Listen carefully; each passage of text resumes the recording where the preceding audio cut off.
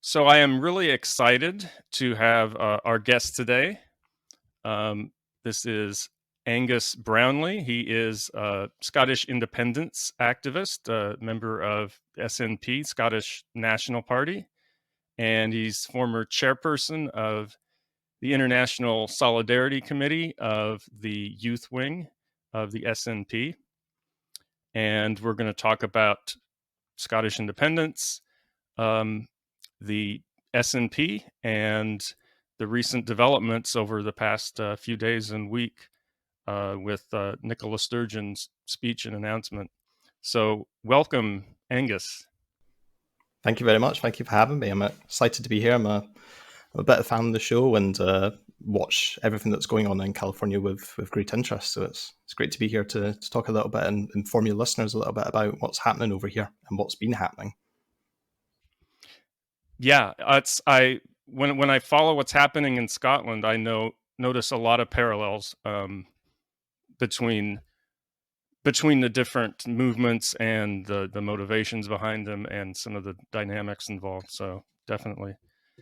Could we start off by just very briefly kind of going over, just for listeners who may not be completely up to date or knowledgeable about this, just a brief history of Scotland itself and how it relates to the United Kingdom politically, and how that came about and what that political structure is and that relationship. Yeah, absolutely. So Scotland is one of what we call the four constituent nations of the United Kingdom. So it's not a federalized system like you're used to in the United States. It's more of a country made up of countries. So Scotland is the northernmost nation on the island of Britain, which is the largest of the British Isles. England is to the south of us. You've got Wales, or Cymru in Welsh, which is a large peninsula to the southwest. And then across the Irish Sea, you have the partitioned island of Ireland. The northern part is in the United Kingdom, and then the south of that is an independent republic. So you've got four parts: Scotland, England, Wales, Northern Ireland. And in terms of its relationship, Scotland's relationship rather with the United Kingdom, it's a 300-year-old sort of union of the two countries that actually originally came about in the 1600s. So you had King James of Scotland inherited the throne from his relative Elizabeth I of England, and he became James I of England and the Sixth of Scotland. He grew up a Protestant instead of a Catholic, which is what people like his mother in Scotland grew up as. He was very disconnected from Scottish politics and for Scottish identity. And when he ascended to the throne, he was very much in favour of greater integration between England and Scotland. And then if you skip forward another 100 years to 1700s, you have Queen Anne, who was a great proponent of deeper political integration. So not just the two crowns joining, but also the political and the economics joining together. And she basically encouraged parliamentary ministers in both the Scottish and the English parliaments, because they were both separate still at this point. And in 1705, they both negotiated what was called the Treaty of Union. And then at that point, that then led to a vote in the Scottish Parliament on the 16th of January. 110 members to 69 members voted to ratify this Act of Union. And at that point, the Scottish and the English parliaments both were dissolved. They were amalgamated into the Parliament of the United Kingdom of Great Britain, that being England and Scotland, which is the UK Parliament today, that's located in Westminster Abbey in London. And as I understand, there is no written constitution. Is that correct? That's correct. So we have what's known as an uncodified constitution. So rather than being a single document, and there are documents that exist. We have in Scotland, we have Scots law, which actually was written into the Treaty of Union, that Scotland would retain its judicial system separate from the UK judicial system, even though we're still under the UK judicial system. It's very complex. There's a lot of 300-year-old union. There's a lot there that's complex, but There's also that it's based off of president. So it's based off of acts of parliament that have been signed over years and years and years. You can have acts of parliament that are 400 years old that are still relevant today. Wow, 400 years old. That goes back. That's much longer than the United States has been around. And you have these two parliaments, and just really briefly here, you have Westminster, which is the general UK parliament, and then Holyrood, which is the Scottish parliament. So can you talk just very briefly about the similarities and differences between those two? So I should probably explain, first of all, what devolution is. Devolution is what came out of the Scottish Constitutional Convention in the 1990s. So you had politicians from a wide range of different political parties in Scotland who wanted to see greater autonomy for Scotland.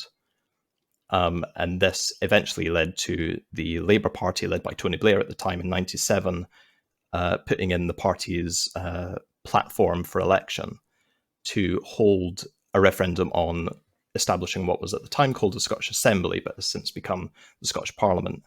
All the major parties, the Labour Party, the Liberal Democrats, the Scottish National Party, and the Green Party all campaigned in favour of it. The Conservative Party was the only party that decided to campaign against the introduction of the Assembly. And the ballots came in, and the result was resoundingly, yes, people do want a Scottish Parliament, and they want the Scottish Parliament to have certain powers. So that was then passed at a UK level because obviously there wasn't a Scottish Parliament at the time. As I said, the Scottish Parliament became the UK Parliament. So they had to create a new law, the Scotland Act 1998, to create a Scottish Parliament. And one thing I should probably point out at this time is the power to withdraw that act still lies with the UK Parliament. The Scotland Act is not a bilateral agreement. It is a unilateral law at UK level. The UK Parliament can choose not to have that law in effect any longer. They can revoke that law or override it with another law. So 1999, the new Parliament comes in, the elections are held, and the Scottish Labour First Minister, Donald Dewar at the time, sadly passed away many years ago, proclaimed there shall be a Scottish Parliament. Now remember, it was called the Scottish Assembly at the time, so the fact that people were already calling it a parliament probably says a little bit about how even people who you'd think are pro-union in the United Kingdom feel about Scotland. And the Scottish Parliament had a range of powers. They've been added to over the years. New acts of Parliament have been added in to give new powers. So we have what are devolved powers and reserved. So devolved are powers that the Scottish Parliament holds, and that includes agriculture, that is some aspects of the social security system, education and training. Elections to the Scottish Parliament and local government are set in the Parliament. You have environment, some areas of equality legislation, fire services, health and social services. So we run our own National Health Service. The universal healthcare system we have in the UK is NHS England and there's NHS Scotland, which the Scottish Parliament runs. There's housing, justice and policing. As I said, Scots law was part of the Scotland Act, the original Treaty of Union. Local government, some areas of taxation, tourism, some areas of transport. What's reserved still to the UK Parliament, and this is something that a lot of people who support Scottish independence will point out when people say that, the Scottish Parliament's quite powerful, or why can we not introduce this bill? Why can we not do this? The reason for that is because the powers that are still reserved include broadcasting. The Constitution, as I said, the Scotland Act was signed by the UK Parliament, not the Scottish Parliament. We can't legislate on that to change anything. Currency, consumer protection and workers' rights, defence and national security, elections to the UK Parliament. So there are slight differences to how the elections to the Scottish Parliament work compared to the UK Parliament, and I can get into those in a minute if you want me to. Industrial relations is a big one at the moment. The Scottish Parliament can't legislate on trade unions, and there's a huge swath of union unrest at the moment for good reason. During a cost of living crisis, you expect workers to want to be paid above inflation. We're hearing that the UK government is probably going to be further stripping the rights to unionise. We can't do anything about that in Scotland. Immigration, asylum visas, citizenship, most of taxation, and most crucially at the moment, trade and industry. Because, of course, right now we have a UK government that is looking to break international law by reneging on a deal it made with the European Union when we left, against Scotland's democratic. Well, people in Scotland voted to remain in the European Union, while parts of the rest of the UK voted to leave. And because of that, we now have a deal that wasn't quite ready, but was touted as being oven ready. It was a fantastic deal. A year later, we've discovered it's actually not a great deal. It's causing a lot of issues, particularly in Northern Ireland, which for anyone who knows anything about the Troubles that happened in the 1970s, you know that that's a huge issue that cannot be played with. But at the moment, we're looking at basically a trade war with the EU because we're looking to renege on that international deal. So that's some of the big issues that underpin why the Scottish Parliament needs these powers. But of course, these are the powers that the UK Parliament reserves. Yeah, those are some pretty big issues. Yeah, I mean, that they don't get much bigger than that. It sounds very similar to kind of what we have here in California, this kind of tension that we have between Washington, DC, and Sacramento, in that we do have control over many different things here, but some of the biggest things, and there are a lot of the same things that you were mentioning there: immigration policy, defense, currency,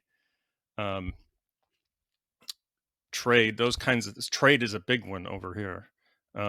Those are all largely dictated at the federal level. So yeah, I see that same dynamic of that tension. That yeah, you're in control of a lot of things, but that there's just some other bigger things that you're at the whim of what this other government's going to do. Could you talk a little bit about so we're talking about devolution. Talk a little bit about SNP and the history of SNP and where it is right now, and leading into a little bit of history, maybe up to like the first referendum in 2014. Yeah, absolutely. So the Scottish National Party was founded way back in 1934. It was actually a merger of two different parties. So the National Party of Scotland and the Scottish Party both came together because the leader of the NPS at the time, John McCormack, thought that we needed a unified nationalist movement in Scotland, which didn't really exist at that time. You know, Scottish independence was far from everybody's mind at this point. Although, interestingly enough, the party initially didn't support independence. It was actually in favour of the devolved Scottish Assembly that we now have as the Scottish Parliament. But, of course, as we know, that didn't really last for too long, and eventually the position of the party did become pro-independence. And in terms of the party's electoral successes and how big the party was, there wasn't really too much media chatter or interest in the SNP until you get to 1967. That's a really important date in Scottish politics. That was the day of the Hamilton constituency by-election here in Scotland. And that was the election of Winifred Winnie Ewing, who is an absolute celebrity in the SNP, to the UK Parliament. And on the night of her the by-election victory, she uttered what is now a famous nationalist phrase: "Stop the world, Scotland wants to get on." And I think you agree that's a fantastic line. And it really it shows what the Scottish movement is about. It's not about insular. It's not about retreating from the world. It's about what can Scotland bring to the world as an independent nation. What can we contribute to the global community? And as you'd expect, that caught a a lot of people's attention. You saw an increase in the SNP membership, and things kept getting better and better as we hit into the 1970s with the discovery of the North Sea oil reserves off the coast of Aberdeen, which was touted by the SNP as it's Scotland's oil. They ran a big campaign over it. They fought the 1974 general elections over it, pointing out that the revenue that would be created from it would not benefit Scotland to any significant degree as long as they were part of the United Kingdom. And this is true. We have squandered North Sea oil reserves over the years. If you look at Norway, they have a sovereign oil fund that they use to fund government programs. That's how Norway is one of the happiest and most successful, in my opinion, nations in the world, is because they invest in people and they've used this oil fund to invest in people. That could have been Scotland, but it wasn't, because we weren't independent.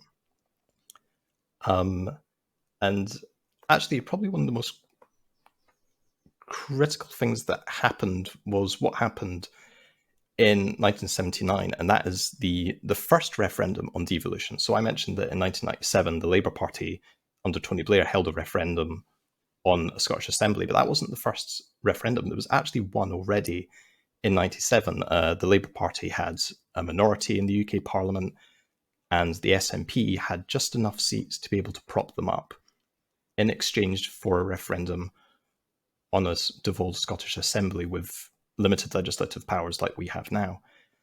But what happened was there was a Labour MP called George Cunningham. He inserted an amendment into the bill that would bring the referendum, that the proposal had to be approved by 40% of all the registered voters in Scotland. So on the day of the referendum, the results come in, 51% of people voted in favour of an assembly on a turnout of 63%.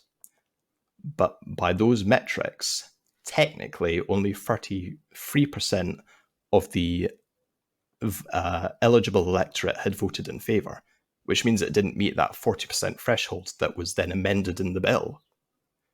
So the referendum was lost, and because of that, the SNP withdrew its support for the Labour government, and we voted against them in a vote of no confidence. There was another election held, and that didn't bring around, but it contributed to the rise of Margaret Thatcher and 30 years of Conservative rule.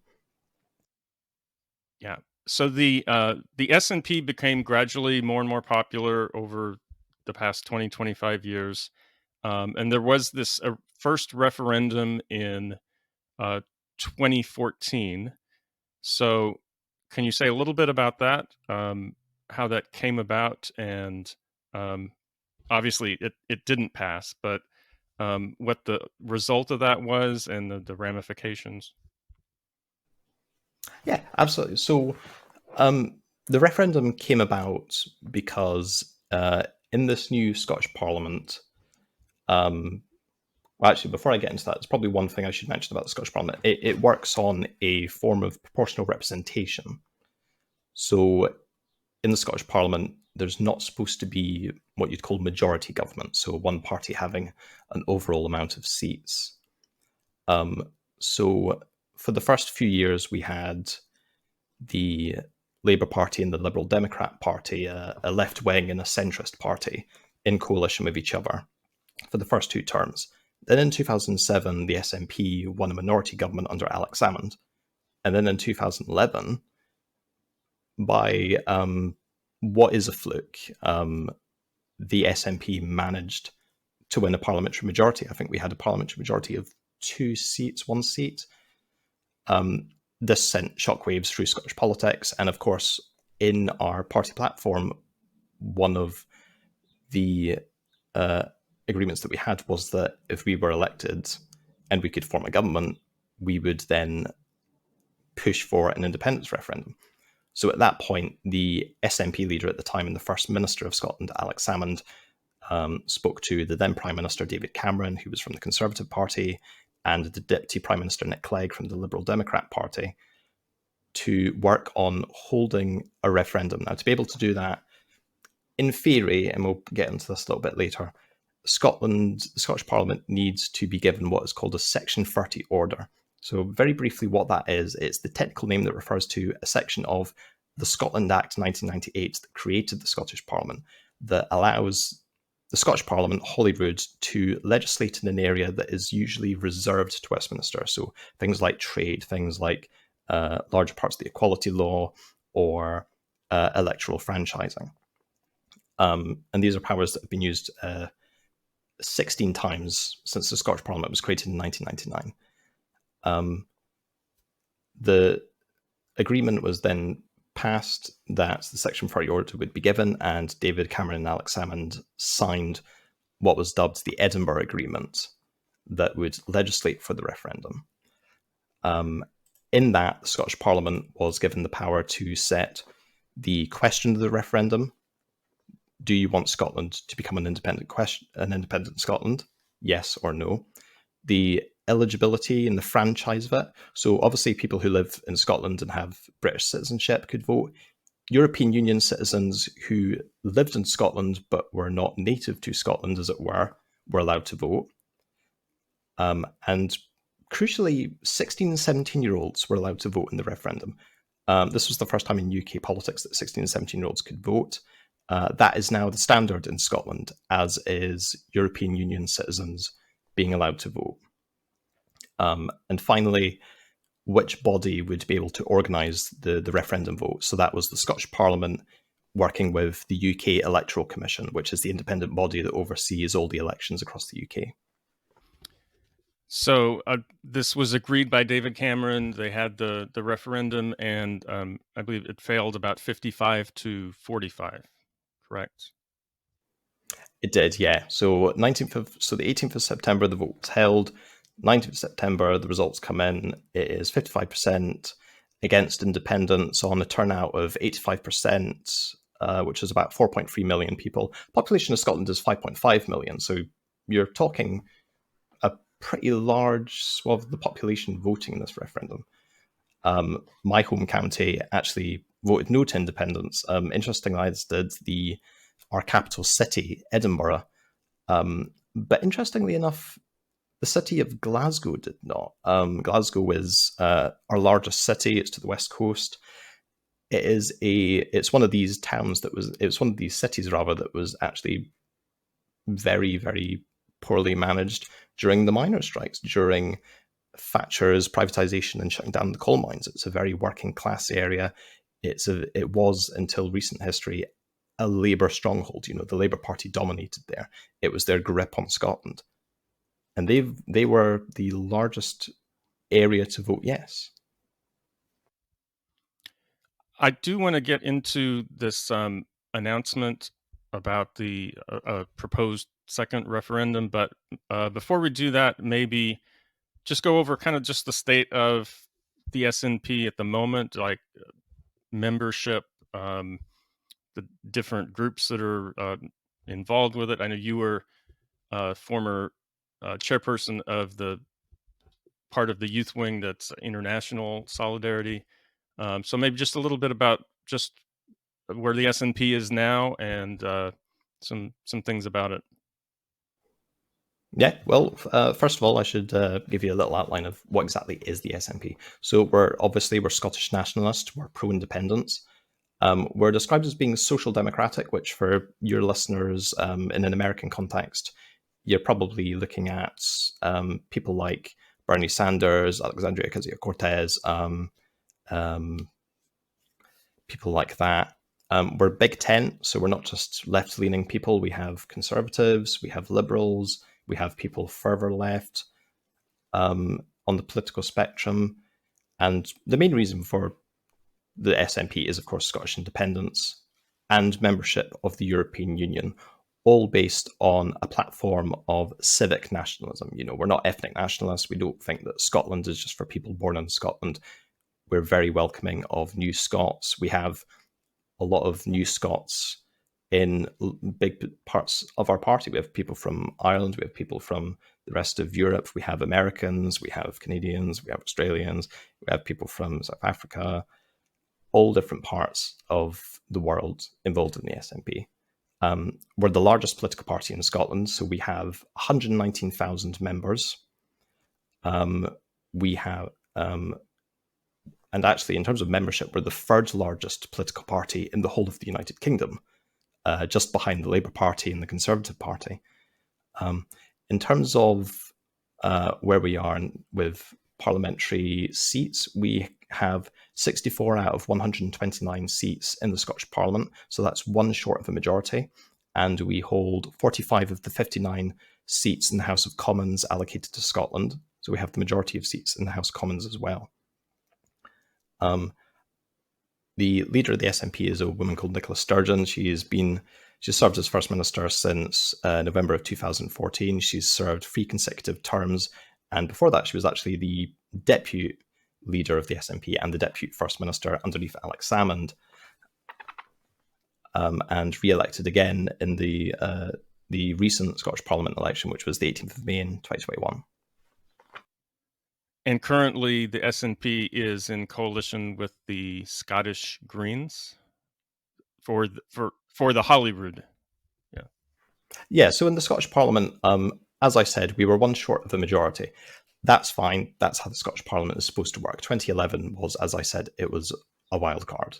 No one could have predicted it was going to happen. Nobody predicted it was going to happen. It was a shock to the system.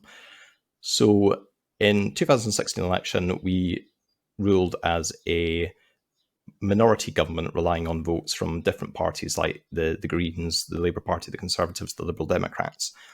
In 2021, when we won the election, Nicola Sturgeon approached the co-leaders of the Green Party, so that's Patrick Harvey and Lorna Slater, who were both elected along with some of their cohorts in the Greens to the Scottish Parliament, and said to them, would you like to work with us in building some form of majority government? Because, of course, we were dealing with COVID still at the time, and we still are. Thankfully, that seems to have died down, touch wood. We have the independence referendum coming up.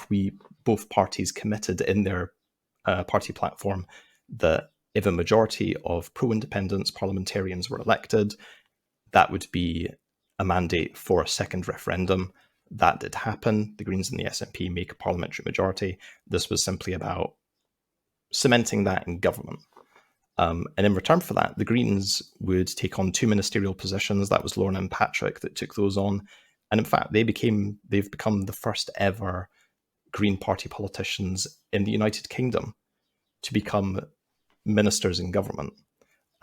It's not a coalition in the truest sense. It's a cooperation agreement. So we've agreed points that we can agree on and points that we can agree on. So we agree on independence, we agree on the green agenda, we agree on a whole range of issues. But there are issues that we don't agree on, like what sort of economy do we want going forward?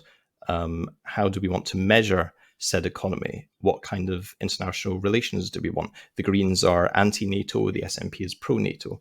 So we've come together and said, we're grown-ups, this is politics, we're going to agree on some things, we're going to disagree on some things. Let's just agree on what we can agree on, and out of that scope, we can vote against each other as much as we like. So that's where we are now in terms of a Scottish government. And both parties were asked whether they approve of that. The membership of both overwhelmingly voted in favour of that deal. And since then, the Greens have now been in government with the SNP. Well, compared to where American politics is now, that seems it's like in another world. You're talking about like people from different parties. We agree on this and we disagree on that, and we're going to work together. And it sounds a lot more functional than what we have at the moment here. We'd like to think so, yeah. That's an understatement. So I want to talk a little bit about what motivates a lot of Scots for independence. And I wanted to ask just you individually, and you don't have to say anything that's too personal or anything, but how you became involved or what motivated you to join the SNP and become involved in it as an activist, and then largely what you think are the major issues that that motivates all the different people who support this, as far as is it policy, culture, a whole range of different things. So what's going on with this? Yeah, well, I'll start with myself rather selfishly. In terms of why I got involved, I wasn't active during the 2014 referendum. I was in school at the time, so I voted. Obviously, I voted yes. And after the referendum, seeing the groundswell in support from the SNP, the SNP was on something like 25,000 members on the day of the referendum, and then by the end of the next year, by May of 2015, you're talking 100,000 members. It was a massive, massive inswell of members, mostly from the Labour Party and Labour communities that felt betrayed by the Labour Party for campaigning against independence. And I got involved in 2015. I took a few months to really think about it. I was tossing up between whether I wanted to join the Greens or the SNP. At the time, I felt that the SNP was more aligned with my politics. It was a bit more center left than it was left wing. And I sort of threw myself into the deep end. I think the first time I went campaigning was to go canvassing. So going to people's doorsteps and asking them how you're feeling about the election, how you're feeling about independence, sort of stuff like that. Which for somebody who's not quite as outgoing and sociable as I am, that was definitely threw myself into the deep end there, as I said. And since then, as you said, I've been involved in the party quite a bit. I'm very active in my local area. I hold different positions at a local level within the local chapters, as they are in the party. In 2018, I believe it was, I was asked to take over as chairperson for the International Solidarity Committee, as you put it, for the Young Scots for Independence, which is the youth wing of the party. I took that role on for a number of years. One of the things I did in that time was actually talking to people from the California independence movement and the California National Party, of which I've got some good friends in there. And for me, at least, why I got involved and why I care about Scottish independence, it comes down to something that I think a lot of people that support independence, and I know this from talking to people who were involved in 2014 and people who've recently joined the party, it's one of the main things is about democracy. It's about getting the governments we vote for. Right now we have a Conservative majority government at a UK level that we have not voted for. Scotland has not voted for majority Conservative governments since the 1950s.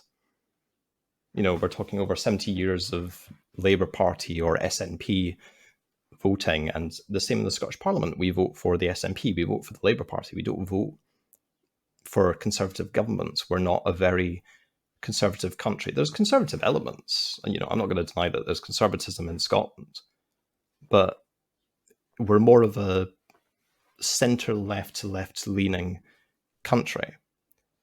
And I think a lot of people feel that we're very disconnected from the Westminster system. And, I know that this is true for many people that live in places like the north of England, people who live in Wales as well.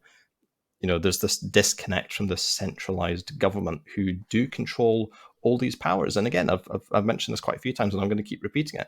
The UK Parliament still holds the power to reverse the Scotland Act 1996. They can get rid of the Scottish Parliament if they want to. If they want to, they can just decide to vote for it. And the Conservatives do have a majority at Westminster now. If they wanted to do it, they could do it. Remember, they didn't want a Scottish Parliament in the first place. They campaigned against it. So it's this this desire for building real democracy. And that's not just to give the Scottish Parliament all the powers it needs to be able to make life better for people here in Scotland, to legislate on things like social justice, like on a transport revolution, on the green agenda, on rejoining the European Union, on playing our role on the global stage, on becoming a welcoming place for refugees and asylum seekers, rather than trying to ship them off to Rwanda like the UK government is currently doing. It's these issues that are important to people in Scotland, but we can't legislate on them. And the government that can legislate on them, we haven't voted for, and we probably won't be voting for anytime soon. So I think for a lot of people, including myself, it's about democracy, and it's about wanting to build a better country and needing the powers to do that. And of course, there's other elements. For me personally, rejoining the European Union as an independent member, that's very important to me. You probably see on my stand up there behind me, I've got the EU and the Scottish flags together.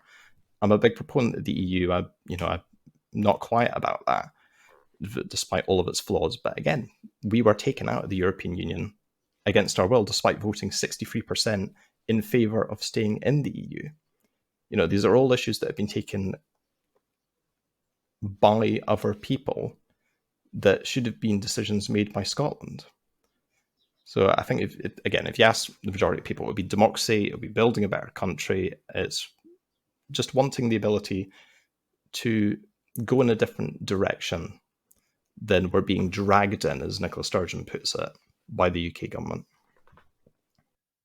Absolutely. That really strikes a chord with me when I think about California and what's going on over here. I know a lot of Californians feel very similar to Washington as what you're describing towards Westminster, that it's just this kind of distant, non-representative government that we don't have much control over, that we can't really make decisions for ourselves. There's a democratic deficit. We're definitely more on the left of the political spectrum in California than the rest of the country. And yeah, we went to one of the things that you mentioned that really struck me was, you said we're not isolationist, like the desire to be independent from the UK is not, out of a desire to, isolate and retreat from the world. It's about being more internationalist and making more connections. And it's the same thing here. And I think this is something that, we have kind of an issue that we need to deal with in California. Is there's a lot of secession movements in the United States thinking, well, places like Texas and New Hampshire and the South, where, I support the right to self-determination, but their reasons for wanting to secede or to become independent are very different from us. They're different to ours. Yeah, they're very different. And it would be hypocritical to say that I would deny them that, but at the same time, we need to be clear that it is that we're not. We need to delineate those differences, that we're not retreating to isolate ourselves from the world, that we want to. It's kind of a paradox in that you kind of have to. We feel that we need to separate to more engage with the world, that the United States is holding us back from engaging and having connections with the rest of the world. So that really struck me as well. Yeah, and just one thing I want to add in there as well. When we talk about playing a bigger role in the world and not being isolationist, that includes our partners in the rest of the United Kingdom. When we become independent, we're not suddenly going to float off into the North Sea. We're still going to be part of the British Isles. We're still going to be Britons in the sense of people who live on the island, on the geographical location of Britain. This is not about being anti-English. This is not about hating English people. This is not about hating English democracy. This will be just as good for English democracy as it will be for Scottish democracy. Seeing what Scotland is doing, I hope, will help push certainly the left in the UK, but also the centre ground and the centre right as well at this point. We're seeing a very big lurch to the struggle to stay far right, but certainly towards a slightly more authoritarian style of government, perhaps not full authoritarianism, but a quasi-authoritarianism in the UK. Something needs to shift in UK politics, and it's not going to happen in Parliament. So something outside of Parliament needs to happen. And I think something like Scotland becoming independent and showing people in England, whether it's on the left, the centre-right, the centre-ground, what have you, showing them that there is something better that they can be doing, that can only be good for all of us. You know, this will benefit English democracy in the same way as it will benefit Scottish democracy, in my opinion. Yeah, exactly. And I think we think the same thing over here. One of the things with American politics is that since there's this constant, fighting between Democrats, Republicans, liberals, conservatives, or progressives and conservatives, that they're always able to blame the problems of America on the other side. The conservatives are just always able to say, well, if it just wasn't for those dang Democrats and their liberal progressive policies, America would be just like this wonderful, great place. And and the left does the same thing as well. They say, if we didn't have to deal with the Republicans, or didn't have to deal with conservative policies, we'd be in a much better place. So, I think that when you're able to, whether it's Scotland or California or wherever it would be, if you're able to become independent, you kind of have to sink or swim on your own, and you can't say, well, my problems are due to something else. You have to own up to how things happen, and that is true whether you do well and succeed or whether things don't go well. But at least it's being done democratically and in a way that is aligned with the direction that people want to go in their own communities and their own region. Yeah, I agree. So I watched Nicola Sturgeon's speech. I don't know if it was yesterday or it was within the past couple of days. So I want to talk a little bit about kind of what her proposals are and some of the specifics about that. I did notice at the beginning she listed off a number of things that are issues for Scotland that she feels like Westminster and the UK is really in conflict with, and is not allowing Scotland to do what they want to do, and is hurting and harming Scotland. So big ones that I picked up on were the economy, cost of living, poverty, which is something that is that's important to me, since I think about economics a lot, and I have some ideas about that. And my own personal opinion is that if you're not independent and you don't have your own currency, you don't really have the full power of being able to harness your resources and your population and your economic power.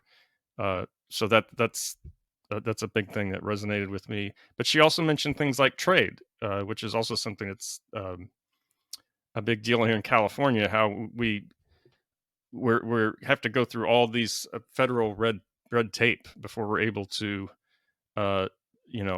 trade a certain good, say. And then there's, of course, Brexit and EU, which we've talked about.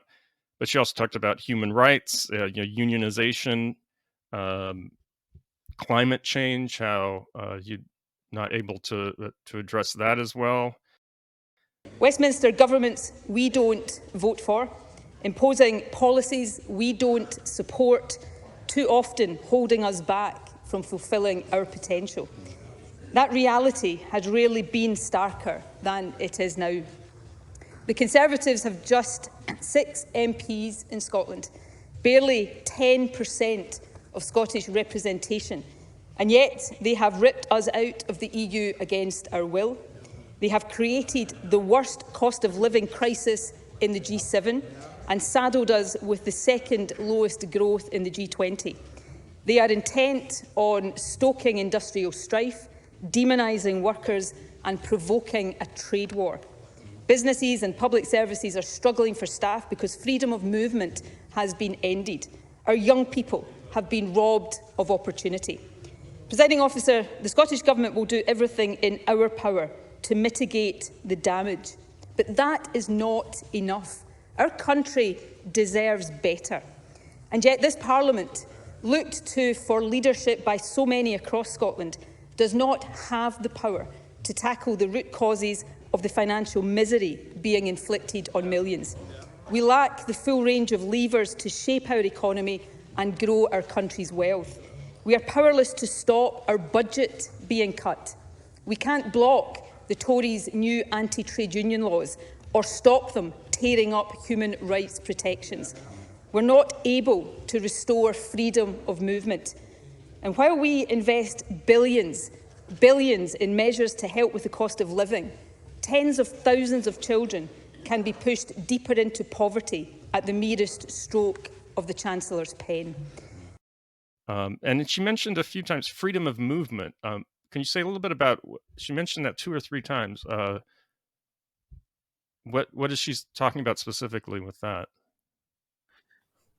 Yeah, so freedom of movement, for your listeners who may not know, is one of the key tenets of European Union membership, not exclusively European Union membership, but mostly European Union membership. It's the agreement between countries in the EU that EU citizens can live and work and trade without heavy restriction.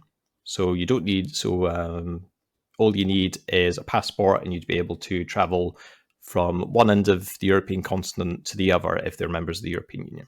When we left the European Union, one of the things that the Scottish Government in particular was very keen to emphasise was that we need freedom of movement in Scotland. We have a declining population. I think the global population is declining regardless of what's happening in Scotland. But for Scotland in particular, we have a declining population. We need seasonal workers, and the rest of the UK does as well. But in Scotland in particular, we need seasonal workers to help bolster our working age population. We can't do that if people are having to go through hefty visa processes, which the UK government are doing deliberately, because the Conservative Party is hostile to immigration. You know, I'm not going to shy away from saying that they are hostile to immigration. And the issues surrounding free movement are being felt across Scotland. We're having issues with being able, especially now with what's happening with the invasion of Ukraine, and wheat exports are being blocked at ports by Russian tankers. It's becoming difficult to get food on the shelves. And this was happening before the invasion. This was happening because of Brexit. During the pandemic, we were the first country to suffer from food not being stocked in supermarket shelves properly. And even when it started happening in Europe, it was never to the severe degree that it was happening in the UK. We're talking waves of aisles that just did not have food or drink on them. It was getting that bad. And part of the reason was because of freedom of movement. We didn't have access to the drivers we needed for heavy goods vehicles. We didn't have access to the seasonal food pickers. We didn't have access to the people that we usually have for our services economy. We need freedom of movement in Scotland. The UK needs freedom of movement. But the Conservative Party continues to block it. So that's what Nicola Sturgeon was getting at. It's having a real economic, but also a social impact on the country. Could you talk a little bit about the specific proposals that she made? So there's actually a bill that was introduced, and so maybe could you go over just what are the particulars of what she's proposing, and kind of the different ways that could play out over the next few months or year or two? Yeah, so this was Tuesday, the 28th of June. Nicola Sturgeon had announced days previously that she was going to give what was called a ministerial statement to the Scottish Parliament, outlining the roadmap for a referendum. And I don't think any of us who don't sit around that cabinet table, Scottish Government headquarters at St Andrew's House, could have guessed what was going to be in that. Honestly, it was it was a lot more than we were expecting was going to come out of that. So it was quite exciting to watch, actually, I'm not going to lie. So yeah, as you say, the Scottish Independence Referendum Bill has been published. First reading of it will happen, no doubt, in coming weeks and months. There are 3 key provisions for the bill. So the first one is to ascertain the views of the people of Scotland on whether Scotland should be an independent country. And the way we're going to do this is, as the same with the 2014 independence referendum, the 2016 EU referendum, and the 1997 referendum on devolution, there will be a referendum on the 19th of October in 2023 next year that will be consultative, not self-executing. So what that means in practice is that this referendum result will not somehow automatically make Scotland independent. That can't happen. That's not how referendums work in the United Kingdom. What will happen is people will vote on it. The second point of the bill was to say that the question should be the same as it is in 2014. So should Scotland be an independent country? Yes or no? And if people vote yes, then there will then begin a process of negotiations between the UK and the Scottish Parliaments to reverse the Acts of Union from 1707. And the next part of the speech was probably the one that we were all hoping would show up. We didn't know if it would, but we were expecting something. Legislative competency. So as I said, there are devolved and reserved matters to the Scottish Parliament. Right now, there is no legal basis to say whether or not the Scottish Parliament has the legislative competency to hold a referendum to ask the Scottish people whether they want to be independent or not. That is whether or not we would need what is called a Section 30 order, which I explained earlier, to give the power to the Scottish Parliament to hold that vote. In recent weeks, there's been a lot of, frankly, rubbish coming from particularly Douglas Ross, who's the leader of the Scottish Conservative Party. He keeps bringing up this idea that it's going to be a wildcat referendum. It's an illegal referendum. It's not going to be legal. The Scottish Government are trying to break the law. A potentially illegal referendum next year is the wrong priority for Scotland. Members, we will hear Mr Ross. Thank you. Well, SNP members are unhappy about that. It is being referred to the court because the legality of it is not known. Therefore, it is a potentially illegal referendum. That's rubbish. We know it's rubbish. And Nicola Sturgeon has now pushed that issue to the side. That issue is now done with because she has instructed the Lord Advocate for Scotland to refer the matter to the Supreme Court of the United Kingdom to see whether or not the provisions of the referendum bill are devolved or reserved. I know that the legality of a referendum passed by this Parliament without a Section 30 order is contested. That is why I have asked the Lord Advocate to refer the matter to the Supreme Court so that that can be put beyond any doubt. A referendum that goes ahead will be indisputably legal because the Supreme Court will have deemed it so. And at that stage, any claims about boycotts will sound even sillier than they do now and demonstrate one thing and one thing only. The Conservatives have no confidence in the arguments for the continuation of the Union. The Lord Advocate has agreed to refer the provision. The paperwork has gone in, and we are now waiting for the UK government lawyers. We're waiting for the Supreme Court to get back to the Scottish Government to say whether or not they will take on this bill. They probably are going to take it on because it is literally a matter of the uncodified constitution of the United Kingdom. There's no way that they cannot do that. So for now, we're sort of in a legislative limbo state. We can't progress with the referendum bill because we don't know if it's legal. So it's staying where it is for now. We're going to see what the outcome of the Supreme Court is. That will take a couple of months.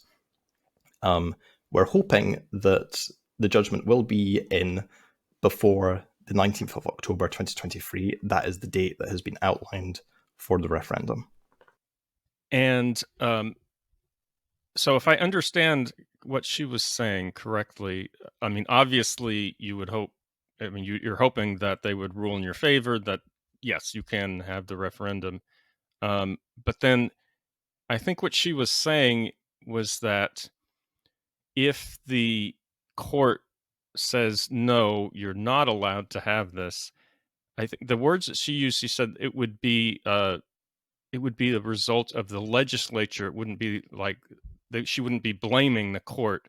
She was saying that this is now a fault of the legislature. And I think kind of making the point that this is now highlighting how anti-democratic this process, how anti-democratic the Westminster is, that they wouldn't be allowing it. Did you hear that part of her speech? Yeah. Yeah, I've got the quote right in front of me. I can read it out for you. So, as you say, she was very quick to point out that this will not be the fault of the Supreme Court. And I think maybe I have to highlight that the way that the Supreme Court judges are appointed here in the UK is slightly different to how it's done in the US. It is done by the Prime Minister. He does recommend people to the Queen, because of course the Queen is the head of state. She is the president, except she's a president for life, a bit like Alexander Hamilton wanted. And she has to refer it. She's the head honcho. She has to do all this. But there's slightly more consideration from the legal profession across the United Kingdom, and that includes in Scotland, because, as I said, we have a slightly different legal system that goes back, that predates the United Kingdom. So Supreme Court judges are not as political as they seem to be in the United States. So, and I think she was very aware of that fact when she made that statement, that do not blame the courts, do not say that the courts are somehow puppets of British nationalism. They are doing their job. And the Supreme Court has ruled against the United Kingdom government in recent years, especially on illegal acts that have been carried out by the UK government in terms of what it's done with parliamentary procedure or international agreements. The Supreme Court is not in the pocket of the UK government. It is, as far as I can tell, it is a fair court to all. But just quoting from Nicola Sturgeon here, we will be confronted with the reality that no matter how Scotland votes, regardless of what we desire for our country, Westminster can block and overrule. Westminster will always have the final say. There would be few stronger or more powerful arguments for independence than that, and it would not be the end of the matter, far from it. So, and I understand also that she said that if that is the case, there would be a de facto referendum in the UK general election. Can you talk about that? Yeah, so the point that Nicola then went on to make was that, if the Scottish Parliament can't unilaterally legislate for this consultative referendum, and the UK government is still refusing to grant that Section 30 order that the Supreme Court would rule is required, in that situation, the Scottish National Party will fight the next UK general election, which is scheduled for 2024, I believe it is, the end of 2024 or the beginning of 2025, one of those two. It might be happening sooner. Politics in the UK, especially with the Conservative Party, is very much in flux. But regardless of when it happens, we will fight the next general election on, and my interpretation is it's a single question, but there was no real definitive on that. So it might not be a single issue platform that we put forward, but we will be asking the Scottish people to vote for the SNP to vote for an independent Scotland. That will be what we put forward, and that will be a de facto referendum. This was actually SNP party policy years and years and years ago, back before there was a Scottish Parliament and there was no other way to express that desire for independence. So we're kind of going back to, if I'm understanding it right, we're going back to old SNP policy. I wanted to close with kind of what might seem like a strange question, and I hope it comes across in a way that makes sense. But I'm ready, yeah.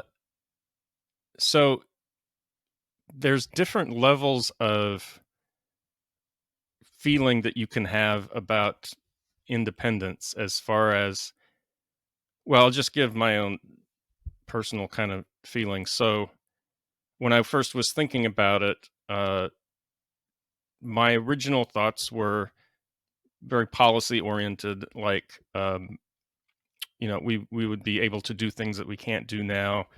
We would, have better control over our economy and trade and things like that.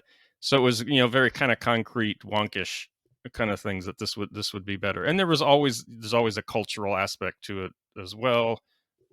California does have a kind of a distinct culture from the rest, but over the past few years, and really, I've only started to think about independence really, I guess it was a little over 2 years ago, but as we go through time more recently, it seems to be ratcheting up in the sense that it starts to be less and less about, oh, this would be a good idea and we could do better and so on.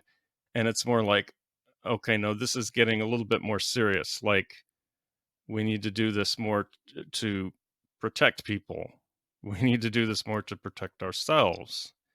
We're really being harmed. It's not just something that we could do better. We're actively being harmed by different things. And, quite recently, I'm sure, as a lot of listeners are aware, there's been this avalanche of Supreme Court rulings that have come down that are really freaking people out. There was the decision in Roe v. Wade last week, which doesn't immediately affect California, but it indirectly does. And it's, of course, something we care about just because we care about, fellow Americans. But that is not the end of the story by any means on that particular issue. And I don't want to get too much into that, but I don't think that's the end of the story on that. There's a snowball effect happening there. You know what's going to happen.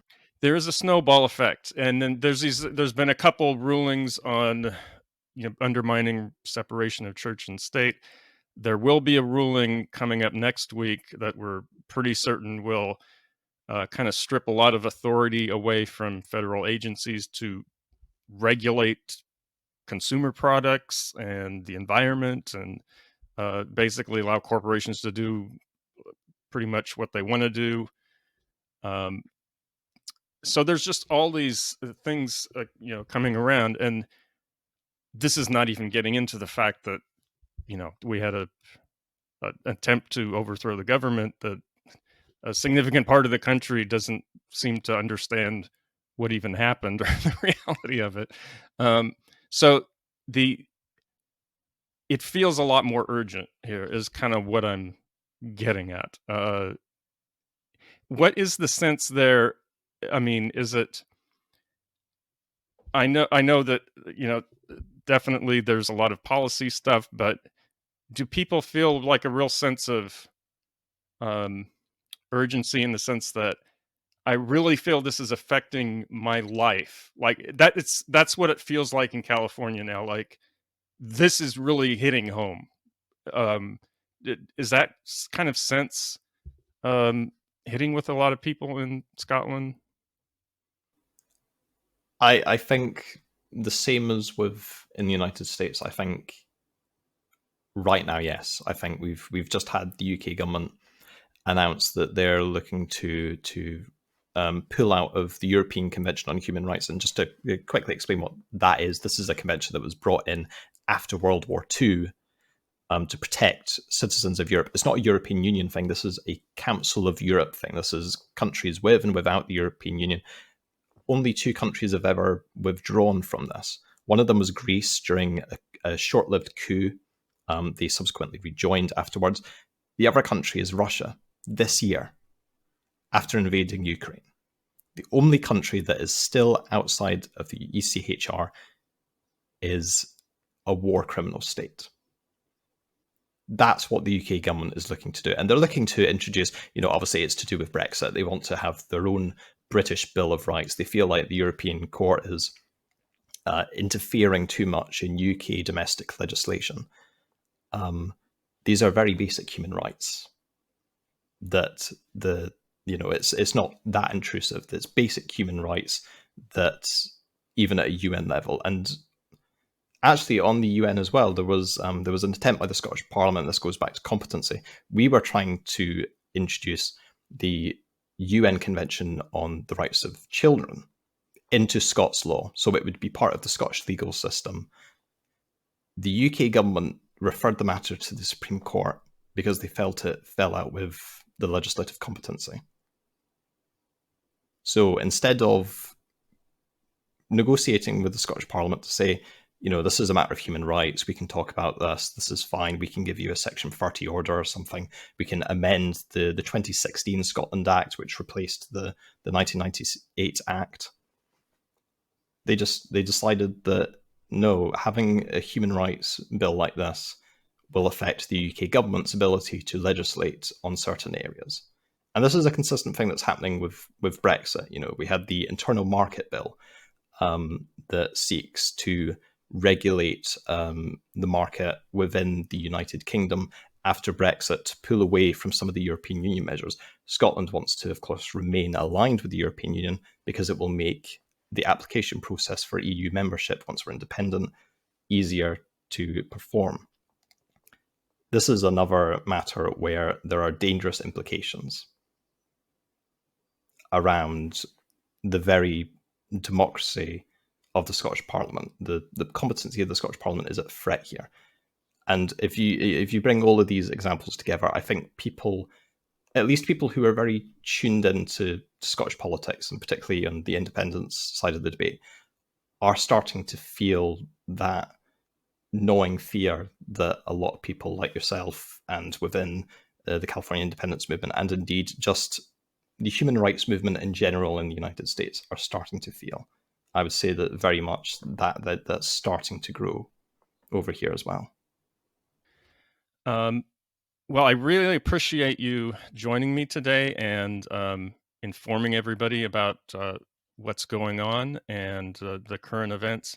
Is there any last thoughts or comments that you want to leave with people before we end the interview here? In terms of the California independence movement, the one thing that can be done, well, there are two things. Obviously, you could get involved with political parties like the California National Party that support independence, but that takes a lot of time and a lot of effort, and everyone can't do that. The one thing people can do is talk about California independence, talk about independence, talk about it with family if you can, with friends, with colleagues, co-workers. Get out and about, and if you're involved in local communities, bring it up, because the reason that Scottish independence is where it is now, if we look back to 2012 when the referendum was first proposed, the first referendum that is, Scottish independence was polling at about 30%. Now, for context, I think the last poll I saw, and this was back in 2017, granted, the University of California, Berkeley did a poll, and they believe that 30% of Californians support the idea of independence. Whether they actually support independence is another matter, but they support the idea of independence. So California is polling right now, if that has stayed steady, the same as Scotland has now. The way that we then got up to 45% in 2 years is because we talked to people. Conversations were had. It wasn't politicians like Alex Salmond and Nicola Sturgeon or Patrick Harvey from the Greens. It was not people like me, of course, I wasn't involved, but campaigners who were talking to people out on the streets, which is important, but also just talking to people that you know about independence, making it more normalized. I understand that in California, the movement is relatively young. So there needs to be that sense that it's not outside of the mainstream debate. This is part of the discussion on the future of what you would say is the California nation. And now we're looking at 50% polling as an aggregate, 48 for independents, and the campaign has only just started. We have 18 months of campaigning now to do.